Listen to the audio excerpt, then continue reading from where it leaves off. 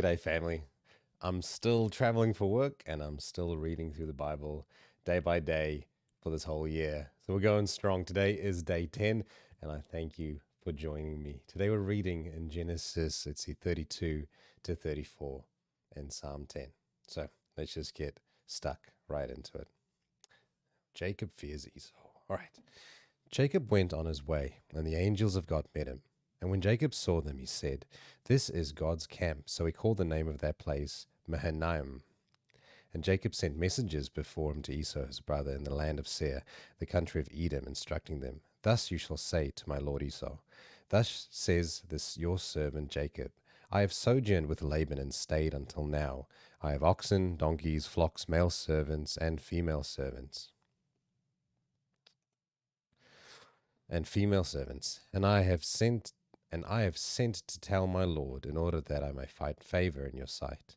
And the messengers returned to Jacob, saying, "We came to your brother Esau, and he is coming to meet you, and there are 400 men with him." Then Jacob was greatly afraid and distressed. He divided the people who were with him, and the flocks and herds and camels, into two camps, thinking, "If Esau comes to the camp and attacks it, then the camp that is left will escape." And Jacob said, "O God of my father Abraham, and God of my father Isaac, O Lord, who said to me, Return to your country and to your kindred, that I may do you good. Am I not worthy of least of all the deeds of steadfast love and all the faithfulness that you have shown to your servant? For with only my staff I crossed this Jordan, and now I have become two camps. Please deliver me from the hand of my brother, from the hand of Esau, for I fear him, that he may come and attack me, the mothers with the children. But you said, I will surely do you good, and make your offspring as the sand of the sea, which cannot be numbered for multitude." So he stayed there that night, and from what he had with him he took a present for his brother Esau, 200 female goats and 20 male goats, 200 ewes and 20 rams, 30 milking camels and their calves, 40 cows and 10 bulls, 20 female donkeys and 10 male donkeys. Then he handed over to his servants every drove by itself, and said to his servants, "Pass on ahead of me, and put a space between drove and drove." He instructed the first, "When Esau my brother meets you and asks you, 'To whom do you belong? Where are you going? And whose are these ahead of you?' Then you shall say, 'They belong to your servant Jacob. They are a present sent to my lord Esau. And moreover, he is behind us.'" He likewise instructed the second and third, and all followed the droves. "You shall say the same thing to Esau when you find him, and you shall say, 'Moreover, your servant Jacob is behind us.'" For he thought, "I may appease him with a present that goes ahead of me, and afterwards I shall see his face. Perhaps he will accept me." So the present passed on ahead of him, and he himself stayed that night in the camp. The same night he arose and took his 2 wives, his 2 female servants, and his 11 children, and he crossed the ford of Jabbok. He took them and sent them across the stream, and everything else they had, and Jacob was left alone. And a man wrestled with him until the breaking of the day. When the man saw that he did not prevail against Jacob, he touched his hip socket, and Jacob's hip was put out of joint as he wrestled him. Then he said, "Let me go, for the day is broken." But Jacob said, "I will not let you go until you bless me." And he said to him, "What is your name?" And he said, "Jacob." Then he said, "Your name shall no longer be called Jacob, but Israel, for you have striven with God and with men and have prevailed." Then Jacob asked him, "Please tell me your name." But he said, "Why is it that you ask my name?" And there he blessed him. So Jacob called the name of the place Peniel, saying, "For I have seen God's face. I've seen God face to face, and yet my life has been delivered." The sun rose upon as he passed Peniel, limping because of his hip. Therefore, to this day, the people of Israel do not eat the sinew of the thigh that is on the hip socket, because he touched the socket of Jacob's hip on the sinew of the thigh. And Jacob lifted up his eyes and looked, and behold, Esau was coming, and 400 men were with him. So he divided his children among Leah and Rachel and the 2 female servants, and he put the servants with their children in front, and then Leah with her children, and Rachel and Joseph last of all. He himself went on before them, bowing himself to the ground 7 times until he came near his brother. But Esau ran to meet him and embraced him and fell on his neck and kissed him, and they wept. And when Esau lifted up his eyes and saw the women and children, he said, Whose are these with you? And Jacob said, The children whom God has graciously given your servant. Then the servants drew near, they and their children, and bowed down. Leah likewise and her children drew near and bowed down. And last Joseph and Rachel drew near, and they bowed down. Esau said, What do you mean by all this company that I met? Jacob answered, To find favor in the sight of my Lord. But Esau said, I have enough, my brother. Keep what you have for yourself. Jacob said, No, please, if I have found favor in your sight, then accept my present from my hand. For I have seen your face, which is like seeing the face of God, and you have accepted me. Please accept my blessing that is brought to you, because God has dealt graciously with me, and because I have enough. Thus he urged him, and he took it. Then Esau said, Let us journey on our way, and I will go ahead of you. But Jacob said to him, My Lord knows that the children are frail, and that the nursing flocks and herds are a care to me. If they are driven hard for one day, all the flocks will die. Let my Lord pass on ahead of his servant, and I will lead on slowly at the pace of the livestock that are ahead of me, and at the pace of the children, until I come to my Lord in Seir. So Esau said, Let me leave with you some of the people who are with me. But he said, What need is there? Let me find favor in your sight, my Lord. So Esau returned that day on his way to Seir, but Jacob journeyed to Succoth, and built himself a house and made booths for his livestock. Therefore the name of the place is called Succoth. And Jacob came safely to the city of Shechem, which is in the land of Canaan. And on his way from Padanaram, he camped before the city. And from the sons of Hamor, Shechem's father, he brought for 100 pieces of money the piece of land on which he had pitched the tent. There he erected an altar and called it El Elohi Israel.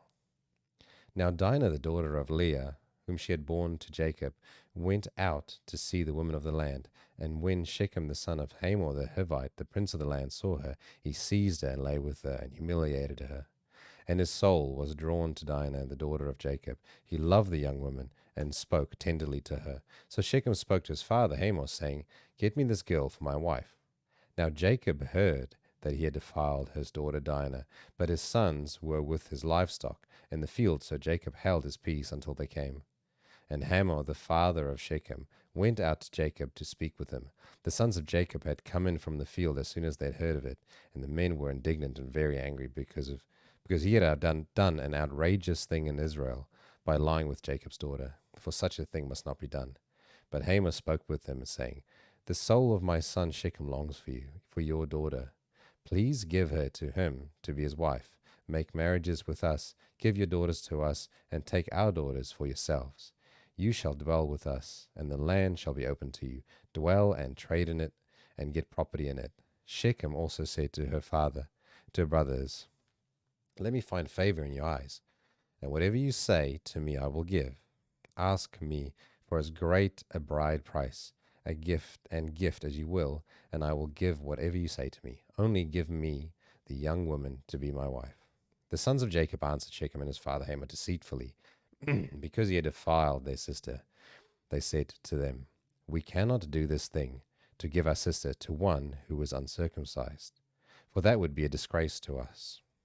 Only on this condition will we agree with you, that you will become as we are, by every male among you being circumcised. Then we will give our daughter to you, and we will take your daughters to ourselves, and we will dwell with you and become one people. But if you will not listen to us and be circumcised, then we will take our daughter, and we will be gone. Their words pleased Hamor and Hamor's son Shechem. And the young man did not delay to do the thing, because he delighted in Jacob's daughter. Now he was the most honored of all his father's house. So Hamor and his son Shechem came to the gate of their city and spoke to the men in their city, saying, These men are at peace with us. Let them dwell in the land and trade in it. For behold, the land is large enough for them. Let us take their daughters as wives, and let us give them our daughters. Only on this condition will the men agree to dwell with us, to become one people. When every male among us is circumcised, as they are circumcised, Will not their livestock, their property, and all their beasts be ours? Only let us agree with them, and they will dwell with us. And all who went out the gate of the city listened to Hamor and his son Shechem, and every male was circumcised. All who went out of the gate of the city. On the third day, when they were sore, two of the sons of Jacob, Simeon and Levi, Dinah's brothers, took their swords and came against the city while it felt secure, and killed all the males. They killed Hamor and his son Shechem with the sword, and took Dinah out of Shechem's house, and went away. The sons of Jacob came upon the slain and plundered the city, because they had defiled their sister. They took their flocks and their herds, their donkeys, and whatever was in their city, all their wealth, all the little ones and their wives, all what was in the houses, they captured and plundered. Then Jacob said to Simeon and Levi, "You have brought trouble on me by making me stink to the inhabitants of the land, the Canaanites and the Perizzites. My numbers are few, and if they gather themselves against me and attack me, I shall be destroyed, both I and my household." But they said, Should he treat our sister like a prostitute? We'll read Psalm 10 together. Why, O Lord, do you stand far away? Why do you hide yourself in times of trouble? In arrogance, the wicked hotly pursue the poor. Let them be caught in the schemes that they have devised. For the wicked boasts of the desires of his soul, and the one greedy for gain curses and renounces the Lord.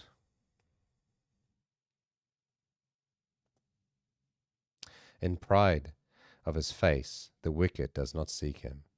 All his thoughts are, there is no God. His ways prosper at all times. Your judgments are on high, out of his sight. As for all his foes, he puffs at them. He says in his heart, I shall not be moved. Throughout all generations, I shall not meet adversity. His mouth is filled with cursing and deceit and oppression. Under his tongue are mischief and iniquity. He sits in ambush in the villages. In hiding places he murders the innocent. His eyes stealthily watch for the helpless. He lurks in ambush like a lion in a thicket. He lurks that he may seize the poor. He seizes the poor when he draws him into his net. The helpless are crushed, sink down, and fall by his might. He says in his heart, God has forgotten. He has hidden his face. He will never see it. Arise, O Lord, O God, lift up your hands, forget not the afflicted. Why does the wicked renounce God and say in his heart, you will not call to account? But you see, for you note mischief and vexation, that you may take it into your hands. To you the helpless commits himself. You have been the helper of the fatherless. Break the arm of the wicked and the evildoer. Call his wickedness to account, till you find none. The Lord is king forever and ever. The nations perish from his land. O Lord, you hear the desires of the afflicted. You will strengthen their heart, and you will incline your ear to do justice to the fatherless and the oppressed, so that man who is of the earth may strike terror no more. Thanks for joining me and reading the Bible. We'll see you again tomorrow to do the same thing. See you tomorrow.